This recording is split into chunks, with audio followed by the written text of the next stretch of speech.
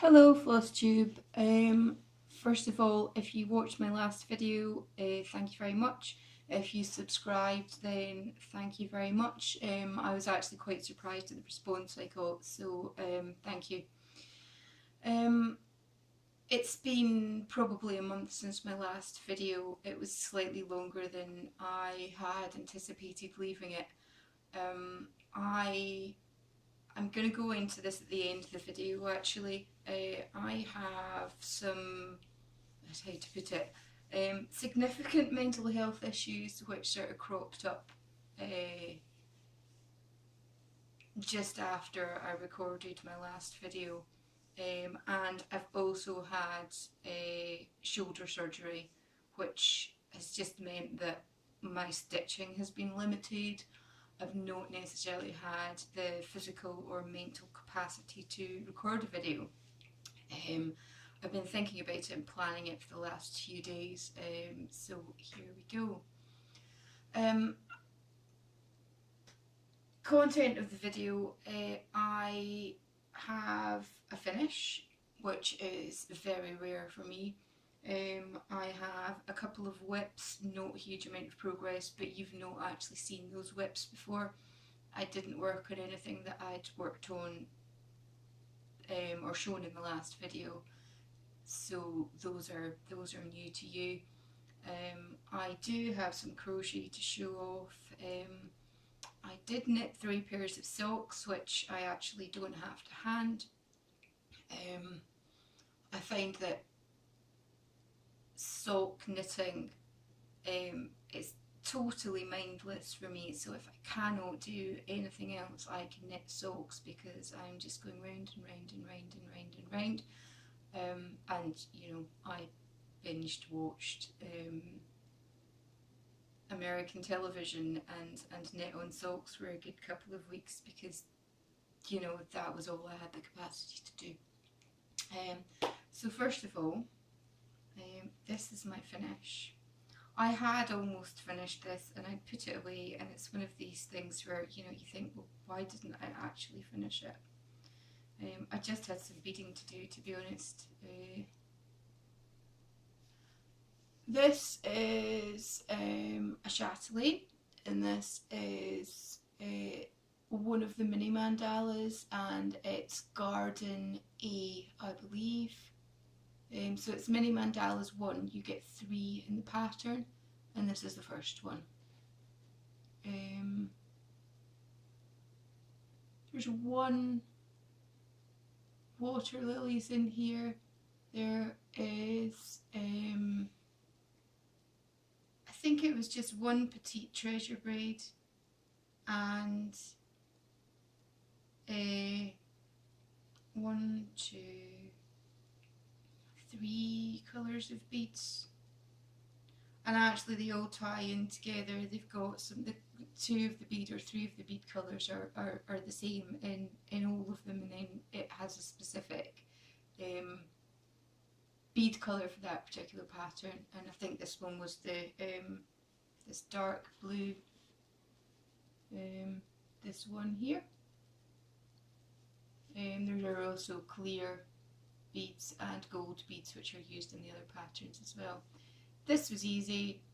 It's not difficult. If you're looking for a beginner chatelaine, then these are really good. They're tiny, but they're lovely. I don't know whether to... I've got enough fabric, technically, to put all 3 in a row. This is just 28 count even weave.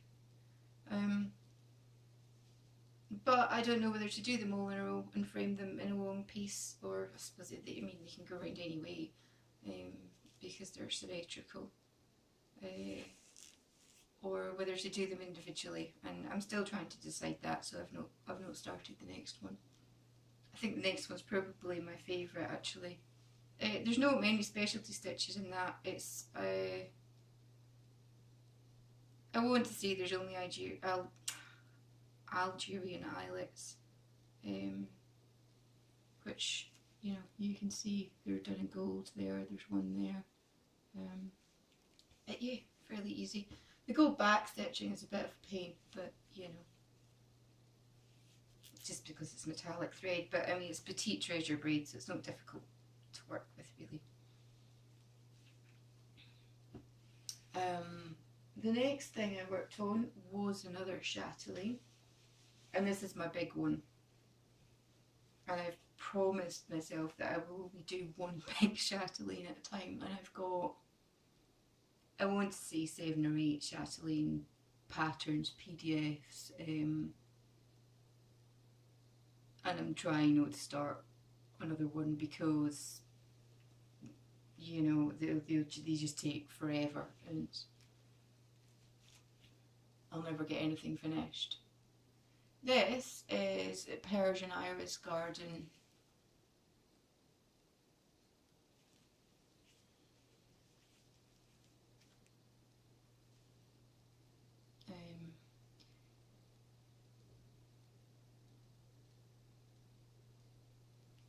I don't know why I chose this one to start.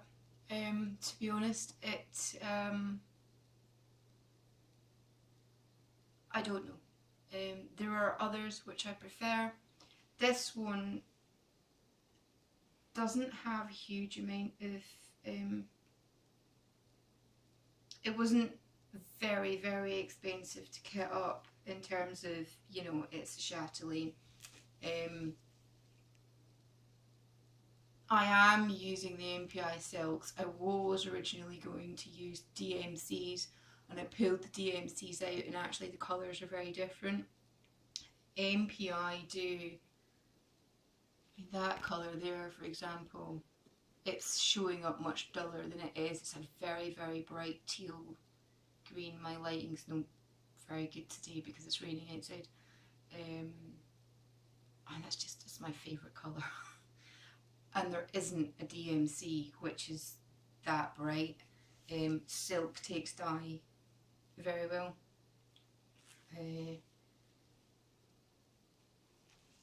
So yeah, I had originally sort of pulled out the DMCs and thought actually I'm just gonna bite the bullet and get the silks. It's not difficult. You know, the patterns themselves are very well put together. Martina is great. She's just, you know, she's a genius. If I could pick one designer that I could only stitch, it would be Chatelaine. They're so well thought out, well designed. They're just stunning in person. I've heard this mentioned recently before, and I think it was Tash, the Star-Crossed Stitcher, who mentioned it. And I don't think that people should be afraid of stitching. It's needle and thread. I mean, what's the worst that's going to happen if you don't think that you can do a specialty stitch? Then, you know, practice it on a piece of scrap fabric. It is essentially just, especially on counted work, I mean embroidery is slightly different, but counted work where you've got holes in the fabric, you know, you bring it up in place 1 and you put it down in place 2 and you bring it up in place 3 and you put it down in place 4. You know, don't be intimidated by it. If you make a mistake, pull it back out again. You know, you're not putting in something permanent that's going to ruin anything. I will say, if you are stitching a chatelaine, you know, keep it in a pillowcase, try and keep it clean, wash your hands. I mean, that's the thing that I'm paranoid about with that. If you're stitching a DMC on, you know, normal fabric, then you can wash it. I cannot wash that. So, and it's a long-term project, which, you know, it will be dirty, but hopefully nothing that's going to show up. I did put it on stretcher bars, scroll rods, and I just couldn't get the tension, and I couldn't. My partner tried. It wasn't working. I stitch on Q snaps primarily, I sit sort of in this corner with a Q snap in my hand. I also have a Lowry frame, but it doesn't quite work with the sofa.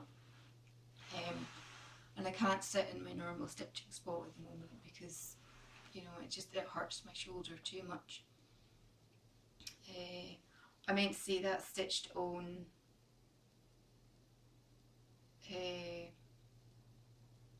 fabric. It's 28 count. It's Zweigart and it's the grey mottled one. Can't remember the name of it.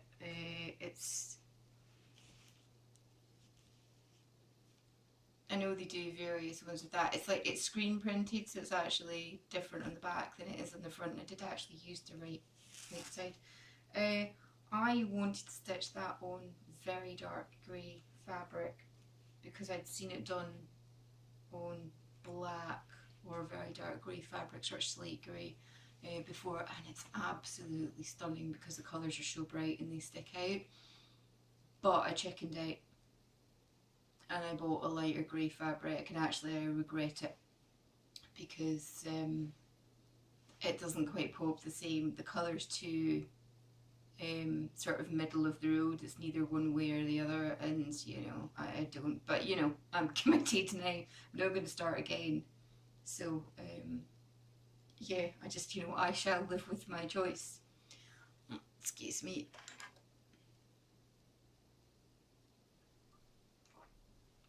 I am addicted to Pepsi Max. If I don't drink Pepsi Max by possibly, like, you know, midday, I start getting a headache. It's you know, it's not good, but whatever. There are worse things to be hooked on. The next thing I worked on was a Heaven and Earth design, and I'm actually still working on this. So, oh, that can't work this out that way up. This is Ex Machina, Ex Machina, however you would like to pronounce it, and actually it's looking quite good on the camera. I'm getting bored. I'm getting very bored. I'm too close to it. I'm far too close to it. When you're sitting staring at it, it's just all you can see is the tiny little stitches and tiny little you can't step back from it, which, you know, you just get sick of this little part of it. This is page 1, so page 1 finishes there. These are all my waist notes, which are actually starting to annoy me because they're getting caught up in my thread.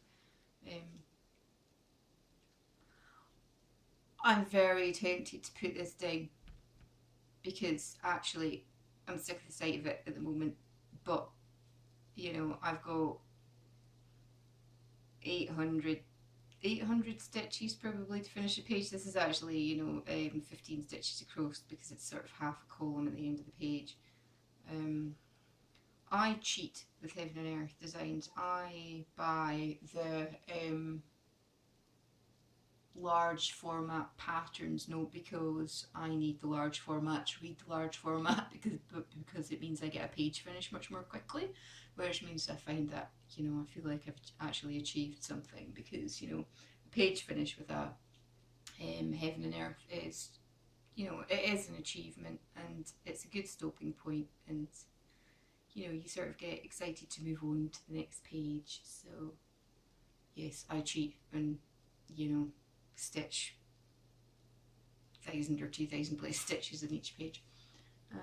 There's a close up.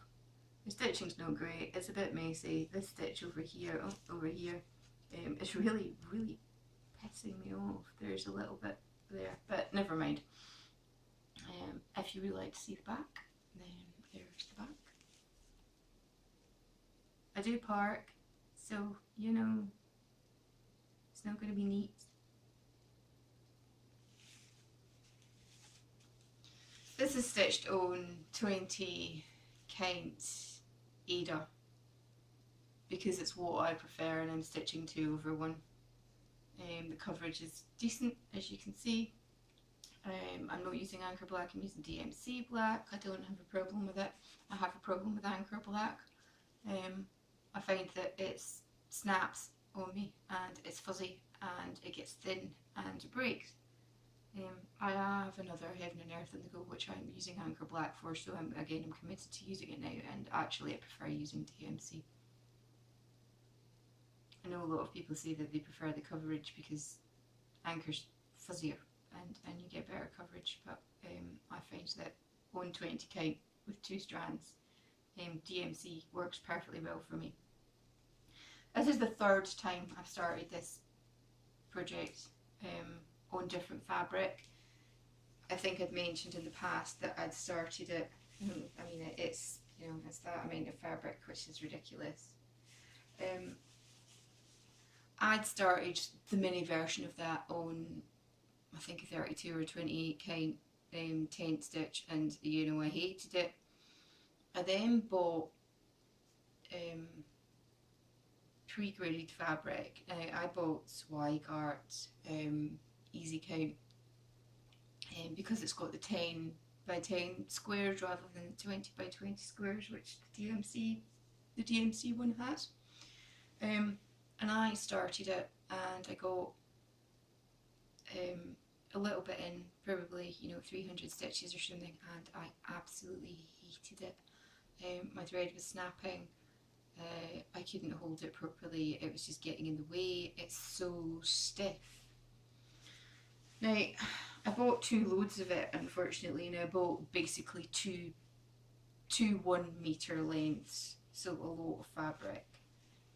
This is what it looks like. So you can see the squares there.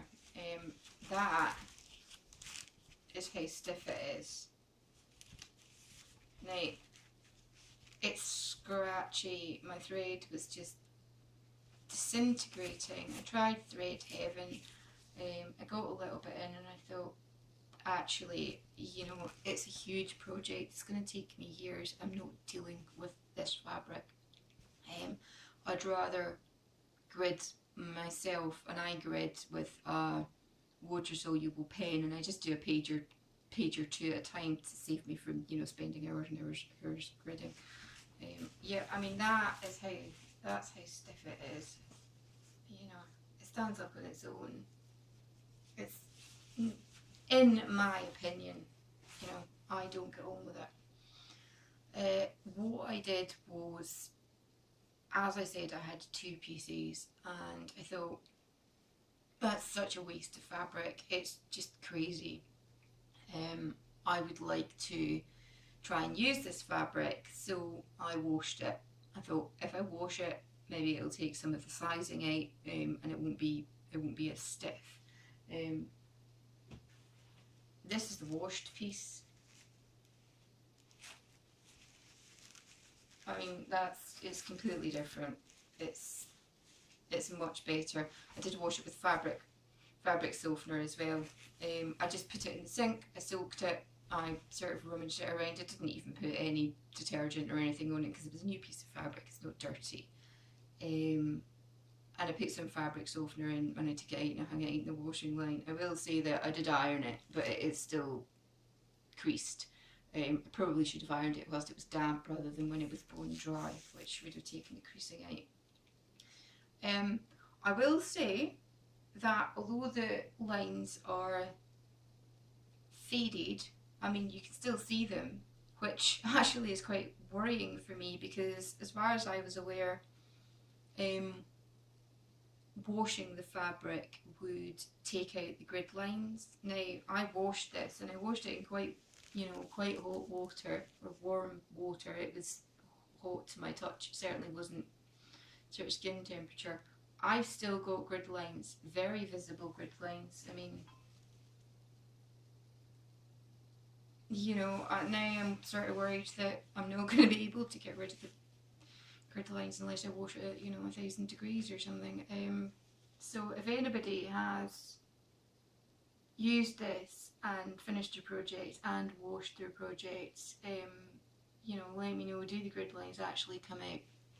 Because I would like to know, depending on what project I start on that fabric. I mean, washing has rescued the fabric for me. I don't care about the grid lines anymore, I'd just rather use the fabric. I paid, a fairly significant amount of money for it because they're large pieces.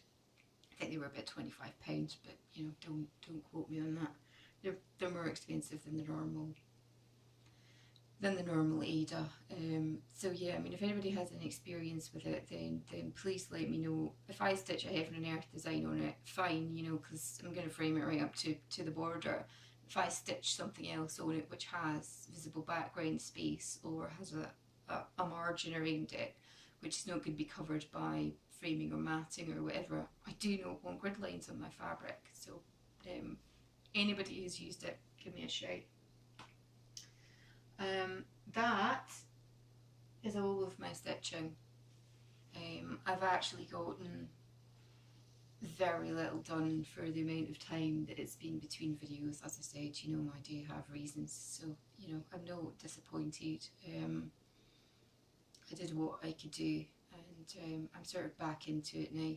I'm not going to say I lost my stitchy bug because I absolutely wanted to stitch. I thought about it a lot. I thought about it every day. I just couldn't bring myself to do it because I didn't have the mental capacity. And after I had my shoulder done, I didn't have the physical capacity to do it. I tried stitching a couple of days after I had the procedure done on my back and my shoulder, and just, you know, I couldn't. I've got 10 stitches in, and it was too painful. And there's no point in hurting yourself just because you want to stitch. You know, there are more important, sorry people, but there are more important things in life than stitching. The next thing I have to show is crochet. Now, this is my first crochet project. I call it the ugly blanket. It is ugly, but I love it. My partner hates it, which is great. It's so funny because he really doesn't like it. And I keep showing it to him. Look, I've put another colour in it. And he's going, God, well done. Yeah.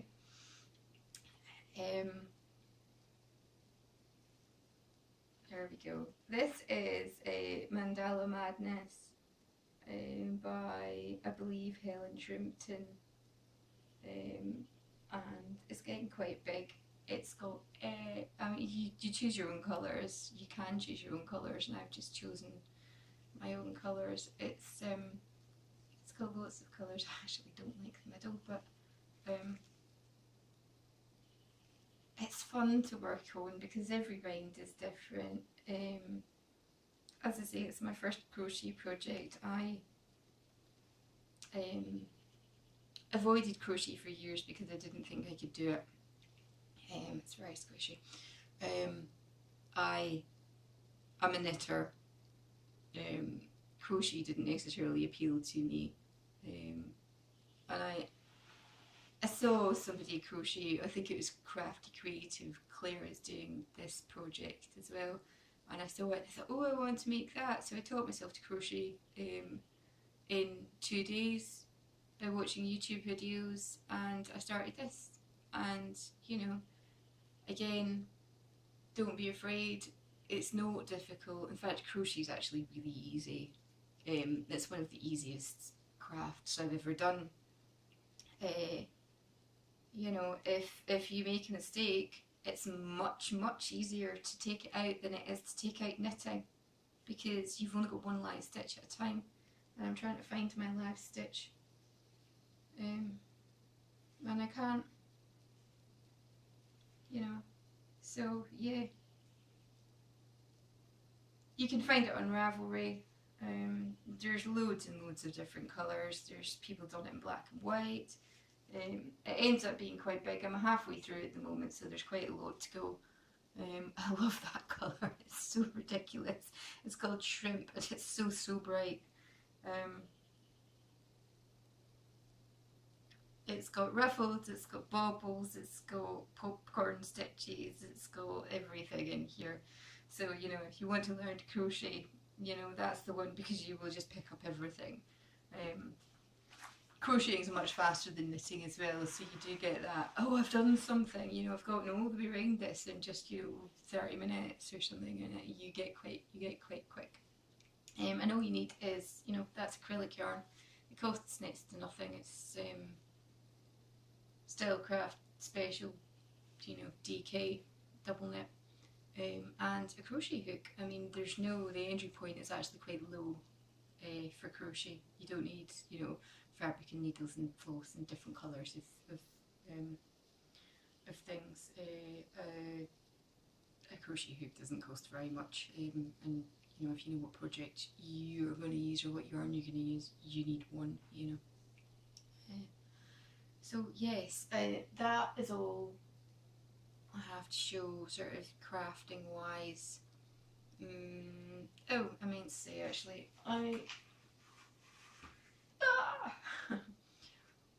this is going to look awful. I mean, I use Paco thread organisers for my heaven and earth designs because, you know, there's probably people having a nervous breakdown somewhere that, oh, it's not actually, maybe that is that bad, but, you know, it can't be helped. These are great. So I cut the symbols out of the pattern, stick them on the card with Grit stick, glue, whatever. Put threads on, and off we go. It's so much quicker than referring back to that page, finding the colour, winding it off the bobbin, which is what I was doing. It just makes life so much easier, and I just pick up a thread with a needle and, you know, off I go. I've thought about using the needle organiser one, but I don't necessarily want that many needles flying around. I'm not necessarily that careful with needles, and I do tend to drop them on the floor. I've always found the needle that I've lost, but you know, when you've got 80 needles, that's a bit more difficult. So that is all the crafting. Oh, there's a cat. I'm sitting in front of my French windows. Yes, that is all the crafting. Someone asked, I think it was Tash again. Actually, hold that thought, I've got stash. I bought a pattern, which I'm not going to show because it's a PDF. I watched Tash's last video and she had a finish. It's called Bondage. So if you want to see what it looks like, then go and check out her video.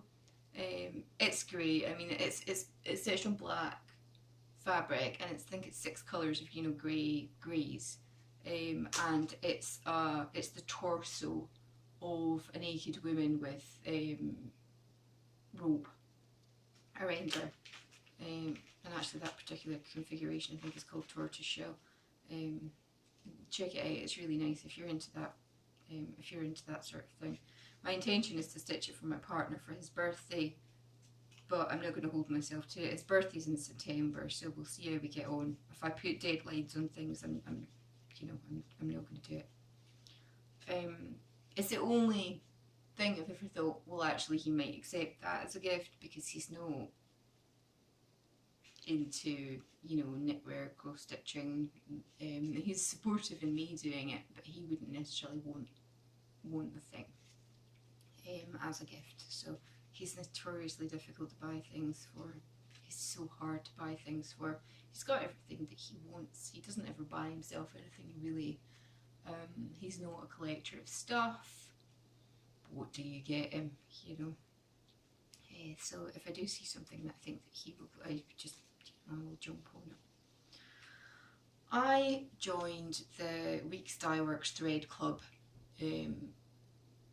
from Lakeside Needlecraft, and I got my first shipment, like I think it was like the day after I recorded my last video. So these are the first threads.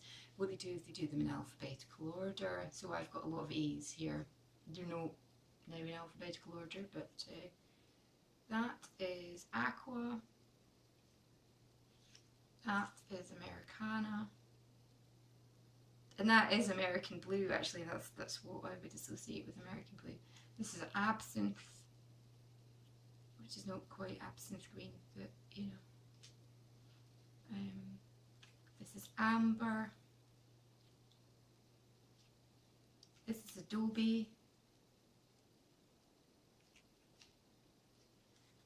angel hair. I don't know where my actual camera is on my phone. Is it? No, I don't know. I've got a new phone. Actually, and I've got Flosstube Chatelaine. This is amethyst, and this is artichoke, and that's beautiful green. There we go. I think my favourite is probably that one. I'm a fan of sort of tealy colours, and that is actually that bright. Just for contrast. And yes, I need my hair done. Oh, it's so great. I'm waiting for my hairdresser. My partner does bleaches my roots for me, and then, you know, I dye it, and then he fixes the bits that I've missed. He's been away a lot recently, so he was in Paris, and then he was in Utrecht, and he's just sort of back, and then in 2 weeks, he's got, or a week and a half actually now, God, that's going in quick, he's going to Washington DC for a week. So I thought, you know, he's away for a week, I'm going to get loads of stitching done, but I just, you know, I did nothing. I don't know what I did with that week, I honestly don't. The time just went, which is good in a way, because, you know, I'd rather not be on my own for an entire week. But I do sort of worry about him being away for extended periods of time, and, you know, how I'm going to manage and how I'm going to fill my time and stuff. So yeah, thankfully that went by quite quickly. As I say, he's away in a week and a half for 7 days. He flies out on the Saturday, and he's back on the Friday. He's going to Washington DC for a Microsoft conference, so that will be a long time. We'll the kiddie and I, you know, do okay on our own. I'm the easy touch, I'm the soft touch, so we, you know, eat ice cream and watch movies and just generally bum around in pyjamas and stuff, and then panic clean the house the day before he gets back, because we've done no dishes for 3 days, and there's, you know, stuff all over the sofa. I've got a pile of crafting stuff, and he's got a pile of Lego and books and whatever, Warhammer. I've got these little Warhammer guys sitting beside me. Space Wolves, yep. Right, so that is all my crafting stuff. I am now going to try and cover some mental health stuff. If you're not interested, you know, fine, you know, it's not for everyone. I am going to get quite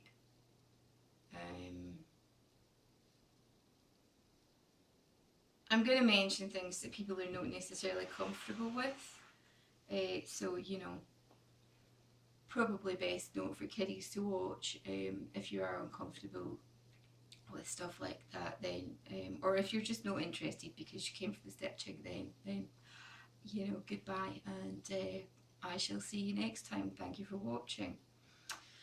I should have notes. I don't have notes. I'm just going to wing it. I'm probably going to regret that, because there will be a load of stuff at the end that I've thought about saying over the last 2 days, and I have been thinking about this for a while, and whether to record a video, and whether to add it on to the end, whether to record a separate video or no. But, you know, this is what I have chosen. I'm not one to, I'm not going to apologise. So, you know, if I miss something, then, you know, I missed something. I have 2 separate psychiatric disorders, one of which is considered to be a serious psychiatric disorder and is actually managed very well. I manage with that, you know. You know, I have the occasional difficult time, but, you know, nothing that's going to end up with me, you know, in serious trouble. The other one, I, is not managed quite as well because it's less difficult to manage. I mean, the first one requires medication, you know, and that's fine, and that works. And you know, unless, I mean, I had a change in medication recently, which you know was difficult, but the other one is sort of more difficult to deal with, because medication doesn't necessarily help. It's an underlying, almost psychological issue, which is not as easy to treat, and manifests itself in different ways. I mean, I struggle with it sometimes. Other times I'm fine for years. Sometimes it comes to a head. It depends on what else is going on in my life. I'm struggling at the moment. I'm really struggling at the moment because I stopped working 2 years ago. I was made redundant, but I actually had injured my shoulder anyway. So I don't want to stay stuck in the house for 2 years, but my sense of achievement and self-worth is hit pretty hard by that. My social life is limited because of various things. My partner's away a lot, he works a lot, I've got a kid to look after, it's difficult for me to get out. I don't necessarily have the motivation or the, you know, to go out and do things. I don't have social anxiety at all. I have had anxiety in the past, but it's specifically a panic disorder where I have a panic attack and then I worry about having a panic attack, and you have that cyclical thing, and I don't have that at the moment. I've managed to break out of it and that's fine. I also don't have depression at the moment, and I've had depression in the past. I understand what it's like. I am not depressed.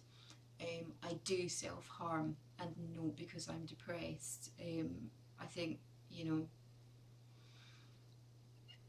people don't always harm because they're depressed. They self-harm for different reasons. I would like to cover what I do to cope with that and give a little bit more information about self-harming. I'm not going to put labels on the conditions that I have because I don't think that that's particularly important, and I think that those labels then not quite stigmatise, but and make people think in a certain way about a person, or make assumptions about the condition that they have. So first of all, if you are self-harming, if you do know someone who is self-harming, I would encourage you to try and get help, or think about trying to get help. There is help available. You know, the way that I look at it is that if you are self-harming, if you are suicidal, you know, if you're hurting yourself, then the thing that you're doing to cope isn't working. On the flip side of that, if you do know someone who is self-harming, in my opinion, the worst thing that you can do is tell that person not to do it. Don't say, please don't do it. Don't say, you know, oh, you can't do that.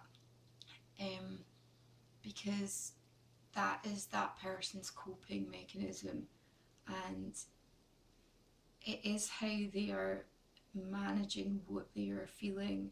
And yes, it's not very nice, and it's awful to see someone that you care about, you know, hurt themselves, but telling someone not to do it and focusing on actually the self-harm leads to that person then feeling guilt, or not telling someone, or feeling ashamed, and actually that in itself is quite difficult for that person to cope with.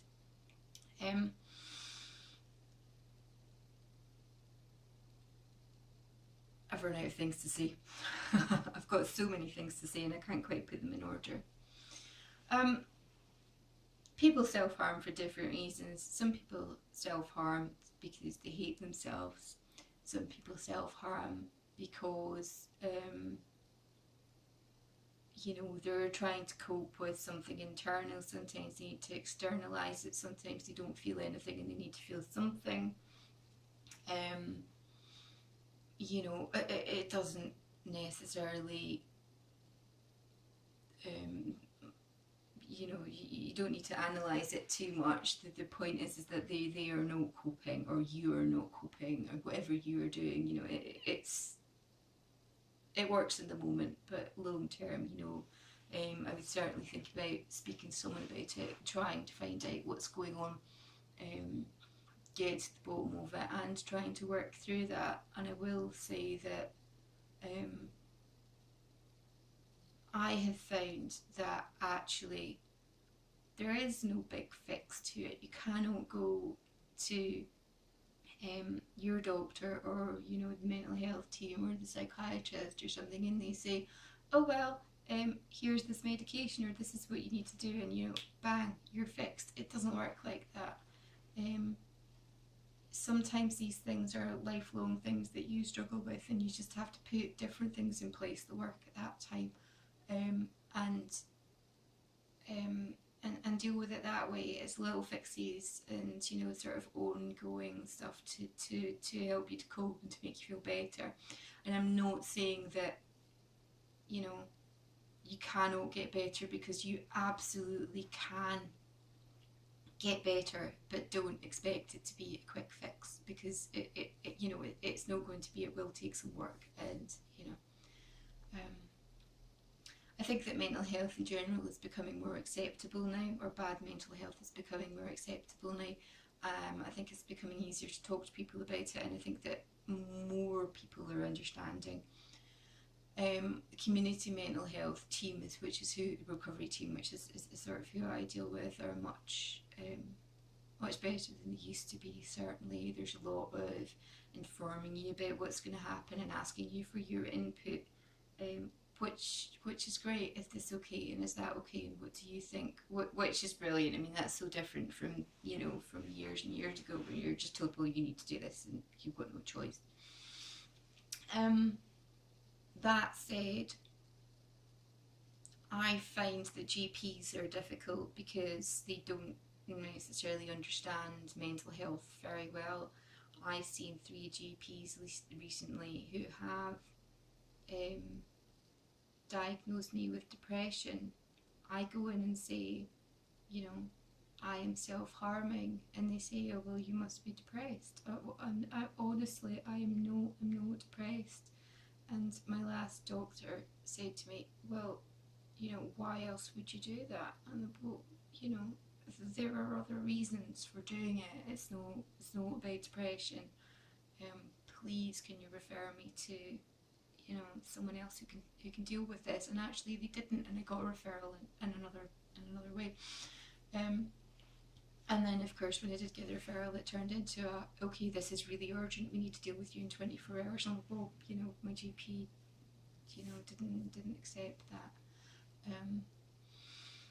It's difficult not to be listened to, and it's difficult not to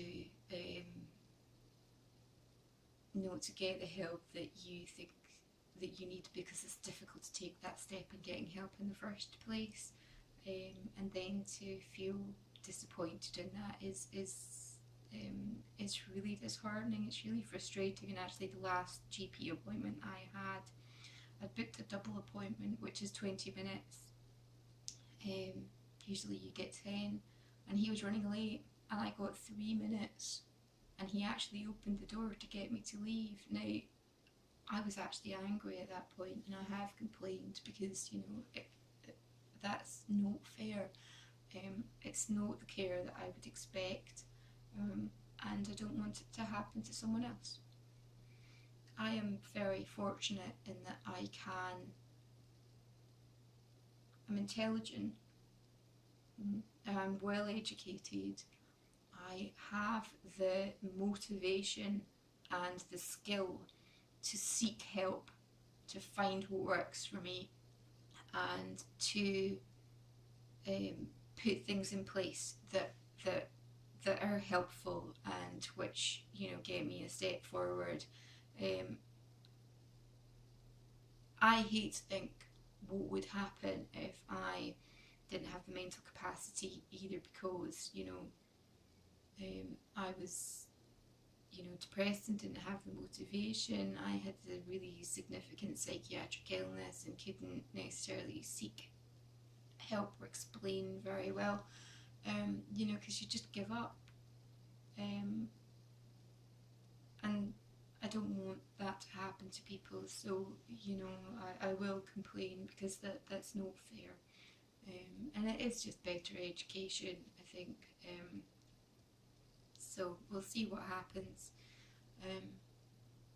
I don't mind, you know, the first time it was a different doctor, the second time it was a different doctor, the third time it was my own doctor, and it put quite a lot of weight into that appointment. And, you know, I walked away just going, oh my God. And I don't get angry very often. I'm usually pretty sort of passive when it comes to levels of anger. Anyway, sort of getting into practical stuff. The main thing I would say is, if you self-harm, if you're suicidal, the one thing, if you're going to do nothing else, write a crisis plan. I keep my crisis plan on my phone. I used to keep it in a book. I now have it on my phone. It's on the front page of my phone. All I need to do is push on the you know, on the icon. It's on the start screen and it opens up. I always have my phone in my pocket. My book, I would have to go looking for. I'm not necessarily always in a position to do that. I've always got my phone in my pocket, so I mean, having it on there.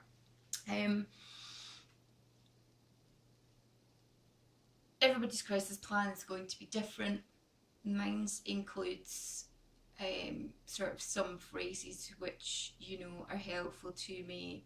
It includes phone numbers where I can get help. I've got the phone number for the Samaritans. If you call no one else, call, you know, the Samaritans are very, very good. They're non-judgmental. It's you know, it's anonymous. They are trying to help you. That is what they're there for. You know, even sometimes speaking to someone for 30 minutes will, you know, grind you, calm you down enough to you know, get you out of the mindset of, you know, whatever, you know, it is helpful, is what I'm trying to say. I also have the number for my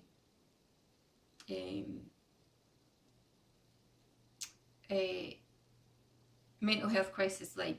If you live in the UK, there is almost always a mental health crisis line which you can phone out of hours. It's 2 o'clock in the morning. You can phone them and they will try and help you. They will not try to send you to hospital. They will not, you know, they will talk to you. They're very well trained. You know, it's your choice. It's absolutely your choice in what you do, but these are useful numbers to have. I find that personally, I feel perfectly fine at the moment. I think, oh, there's nothing wrong with me at the moment. In 2 hours, I could be screaming on the bathroom floor, you know, and hurting myself. And it's very, very difficult for me to put those two people together. I feel like two different people sometimes. And it's hard when you feel okay to say, actually, I'm not okay. I need, you know, I need to get some sort of additional support. It's okay to admit that you need additional support, you know. There's no shame in it. You're not a bad person because you need to get help.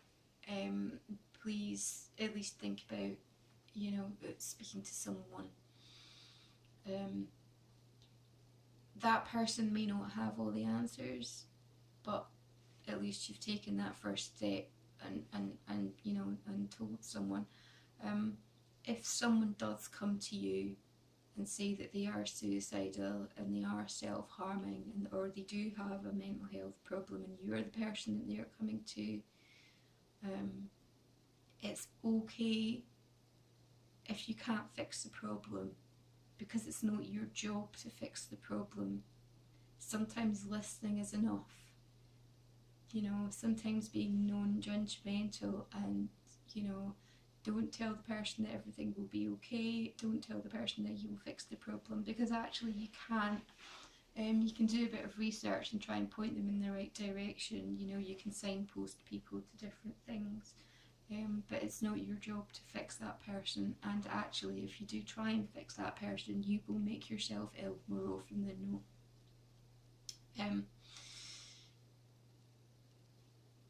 At the same time, if you do go to someone, don't expect them to solve all your problems, because they're not going to. But do try and speak to someone that you trust, be it a medical professional, be it your friend, your family, whatever.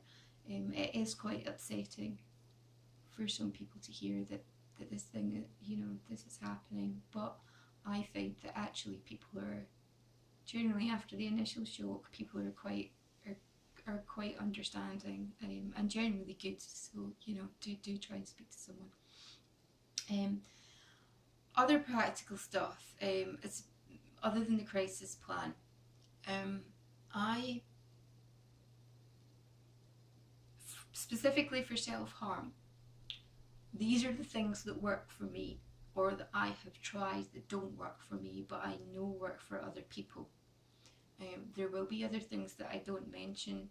I'm not saying that this is going to stop everything all the time, but they do help some people, and they are worth trying, because anything that works once is worth trying. Anything that works twice, is good. If I do feel like I am going to self-harm, if I am getting into that state, and I do recognise I've been through it enough that I recognise, the warning signs, I leave the house, or I try to leave the house if I can, because it seems like such a simple concept, and no, but it's not something that you would necessarily think about. If I am going to self-harm, or if you are suicidal, it's very unlikely that you are going to continue with that behaviour in that moment if you're outside of the place where it normally happens, if you're around other people, if you're in public, basically. So, I tend to, end up in a ball on my bathroom floor, sobbing, screaming, just racked with grief. And then I have access to whatever which I self-harm with. If I take myself out of that situation, and it can be just going out sitting in the garden, it can be going for a walk, it can be going to a specific place, and I have a specific place which I use. I have a very good facility nearby, sort of out of hours, evening time, sort of between 6 o'clock and 11 o'clock. There's a place that I can go called Safe Haven, and I can speak to people, volunteers, psychologists, mental health nurses. It's very informal, it's almost like a cafe. They're non-judgmental. I can go there, check and see if there's something like that in your area, because quite often there is, but nobody knows about it. I found that on my own. Nobody signposted it to me, which is actually quite disappointing. That's where I go. And it doesn't need to be a big thing. Sometimes I just chat to someone for 10 minutes about nothing, random stuff that's happened in my day, or food, or whatever it happens to be, and that's it's enough to stop the cycle of what's happening in my head. It breaks me out of that pattern. I find distraction very, very useful for me. If I can distract myself, then quite often that works. Physical things that you can do. Well, I suppose getting out of the house is a physical thing. When I self-harm, it is a specific thought about hurting a specific part of my body. And it is repeating and repeating and repeating, and I do get, in my particular case, it does help me to self-harm. Hate to say it, it is helpful because it's a release, it's a big release, and people say to me, oh, well, doesn't it hurt? Actually, no, it doesn't. If you've ever been in a state, actually, strangely enough, I find this with sex as well, you sort of become numb to things. So something that would normally hurt you, you don't feel it as much. And then afterwards, once that buzz emotion, whatever it is gone, you're like, oh, okay, now it hurts. So, actually at the time, quite often it doesn't hurt. But it will shock you out of, it shocks me out of, what's happening in my head. And I do get that release, which is what I need at that time. Ice. I use ice, as I say, because I think about harming a specific part of my body. If I get a piece of ice and put it on that part of my body, sometimes that's enough to give me that release, or to shock me out of what's going on in my head. I find really, really helpful. I know that some people use elastic bands around their wrist, or just snapping elastic bands against the part of their body that they're thinking about hurting. I've tried that, it doesn't work for me, but it works for a lot of people. Try it, what's the worst that can happen? Another thing that I found which works for me is I have a pen. I keep a pen in my bathroom, and if I can, rather than injuring myself, I will draw on myself with a pen. Not writing, but just draw where I'm thinking about hurting, and sometimes that works as well, because it is a sensation when you're actively doing something, and sometimes that's enough to satisfy that itch, as it were.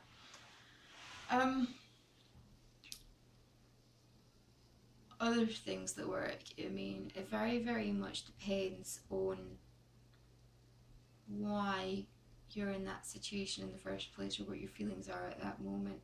I know a lot of people use a crisis box.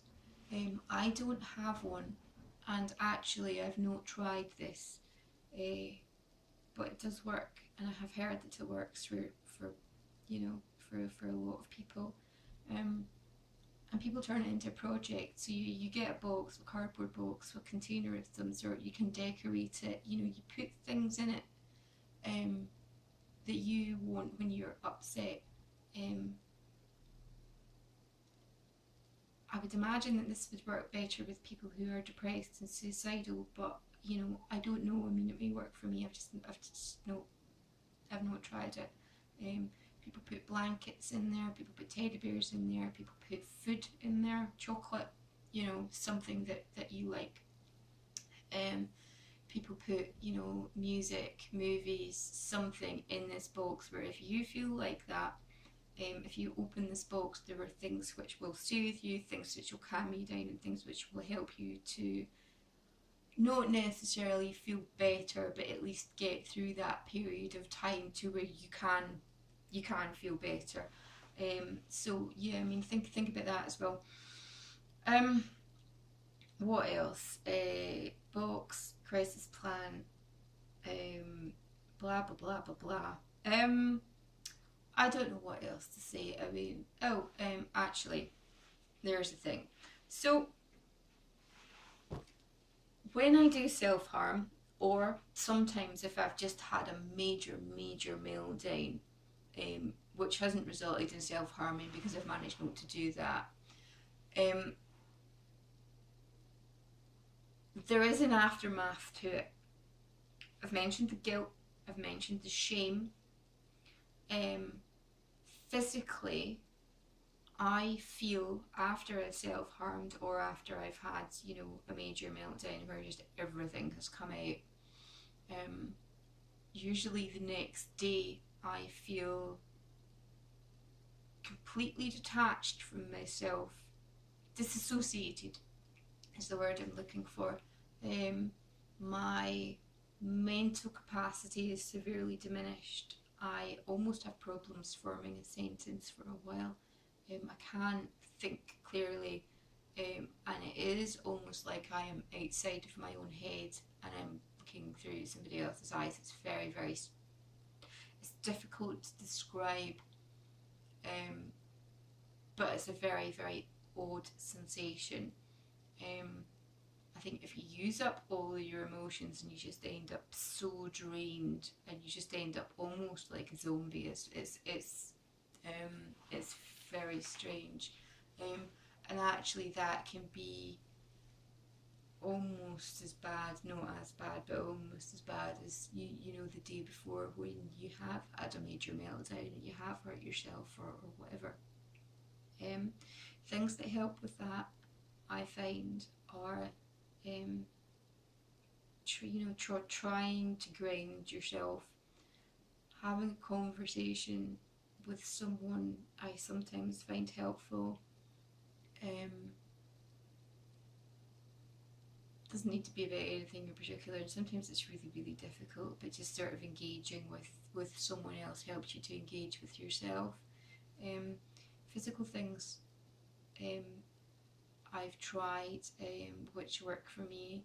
Um, Ice again, putting ice in like the crook of my arm or behind my knee, or whatever, you know, part of yourself. It's a strong sensation which can sort of bump you back to reality.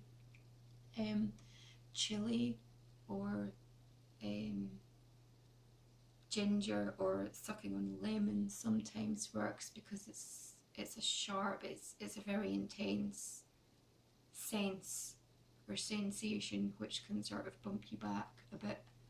Um, Things like that. Sitting, you know, down and sort of going through your senses. So, you know, looking at something for, you know, 10 seconds, smelling something, touching something, you know, hearing things, you know, that sort of thing. Try and notice the world around you, uh, and actually saying to yourself, you know, and saying this out loud, I find helpful, and I know it sound like a complete twat, but you know, whatever. If it's helpful, it's helpful. You know, I am Lindsay. I am here. You know, just trying to sort of get yourself back together again. Um, and it will happen, you know, and you don't necessarily realise when it's happened. You sort of think a bit later, oh, actually, I'm okay now. If, you know, I've probably missed loads of stuff that I wanted to say. Um, if you're still here, then thank you for bearing with me. If you have any questions, then feel free to ask in the comments. Anything that works for you, leave it in the comments. You know, it may be helpful to someone. I debated making this video for a long time, or talking about this for a long time, but actually, you know, I'm not ashamed that I self-harm. I do accept that it's not my fault. You know, I don't have anything to feel bad for. I can't cope with, you know, some things sometimes, and you know, I do need help, and you know, I'm not ashamed because of that. And I think that the more that we speak about these things, and the more that people understand that actually there's a lot of people around them who are actually, you know, feeling bad, who are struggling, who are not coping, if we can discuss it a bit more, then the stigma is, you know, is gone, and people will be able to get help, and more understanding um, leads to better treatment, because, you know, the more information that people have who are treating people, the better. The more data that is gathered, the better, because, you know, things that help, things that don't help, you know, become apparent. One thing that I did want to say is, and this is what prompted me to get help this time. My partner is very, very good and does understand. It's not judgmental, is very supportive, and does know what to do in a crisis. And it was him saying one thing that prompted me to go and, you know, to go and find help. He said to me when I was in the state, he said, "Do you feel safe?" And I absolutely did not feel safe.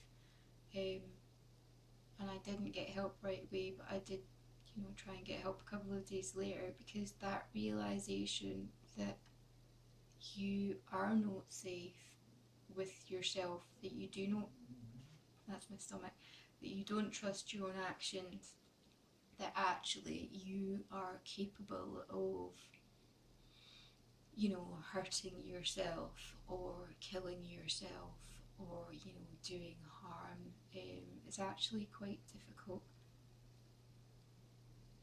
to realise, and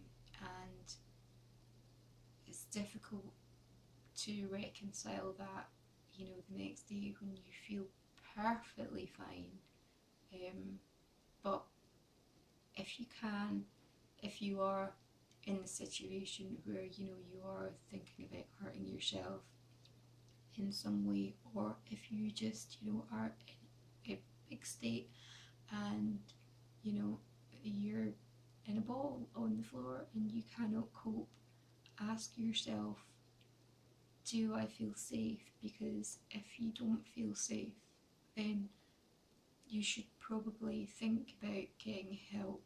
And I'm all about choice. It is entirely your choice. Do not let anybody tell you that you need to go to the doctor, you need to do this, you do not need to do anything. It is absolutely your choice, but at least try and think about it. You know, what's the worst that can happen? You know, nobody's going to lock you up. Nobody's going to put you on medication that you don't want to take. Everything is your choice. You do have a choice in everything. Every medical treatment, every discussion that you have, every treatment plan, every conversation is your choice. Please remember that. But do think, if you do not feel safe, then, you know, think about calling the Samaritans, think about calling a friend, think about calling a crisis line. Sometimes it's easier to speak to someone detached than speak to a friend, because you're less worried about the reaction that that person is going to have towards you, because there's a relationship there. So yeah, I mean, write down the number of the Samaritans. There's nothing, if you take nothing else away from, you know, me rambling on for the last 40 minutes about mental health, find the number of the Samaritans, because if you are in crisis, they will help you, you know. Anyway, if you've gotten this far, thank you very much. Thank you for everybody's comments and past posts. Thank you for everybody who subscribed. I really do appreciate it. It was very overwhelming. I got quite overexcited at certain points, and I will admit to constantly, that day that I recorded and uploaded, constantly refreshing the how many viewers have I had. Thank you, because whatever. Oh, 13 people have watched the video. I'm so happy. Thank you. I will be back at some point soon. Hopefully I will have a page finish in the next couple of days, possibly. take care of yourself, and enjoy your stitching. Bye bye now.